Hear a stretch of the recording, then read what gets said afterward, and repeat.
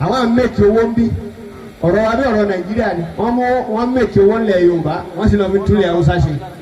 èmi tí mo dó yìí ni gbogbo olórí àgbẹ̀ ilẹ̀ Oodua farmers I control 12 state farmers and nígbà tá a ṣe census a rí about 652 market ní south west láwọn làmìlaka ọjà tí federal government níjẹ́ di make owó wọ́n sì ń kó owó bí wọ́n sì náà fi develop ilẹ̀ Haúsá. àwọn sọ̀rọ̀ Oodua nation ẹnìkan gbé kò lè work tó bá work tí ọba ṣe gbé ó lè ṣẹ̀yìn ẹ̀.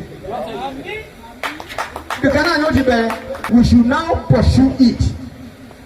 agenda nìyẹn tí mo fẹ́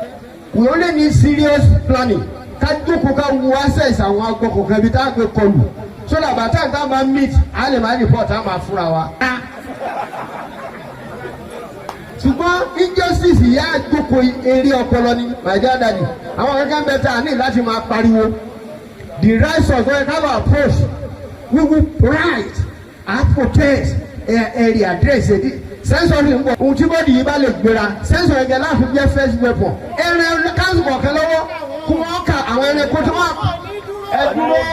àwọn ẹ̀rẹ̀ kótó wà kọ́ wọn náà tí wọ́n níbí làwọn sáńgbọ̀dọ̀ wọn kò sèfù ẹ̀jẹ̀ wọn kà wá kó wọ́n kà wọn lọ́wọ́ ẹ̀ kà wọ́n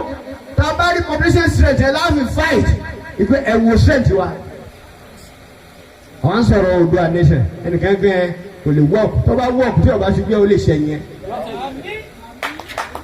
Àṣà Àdáyébá Worldwide lórí YouTube a máa ń ṣe àfihàn àṣà àti ìṣẹ̀lẹ̀ Yorùbá lóríṣiríṣi àwọn ìròyìn yàjóyàjó ọ̀rọ̀ nípa àwọn olóṣèlú ilẹ̀ wa ìdánilẹ́kọ̀ọ́ nípa wíwá ojútùú sí ìṣòro lọ́nà títí ìbílẹ̀ ẹ̀bùn sì máa ń wà fún àwọn ènìyàn lóòrèkóòrè subscribe ẹ lè máa rí àwọn iṣẹ́ wa tuntun ìjà owó ènìyàn rárá.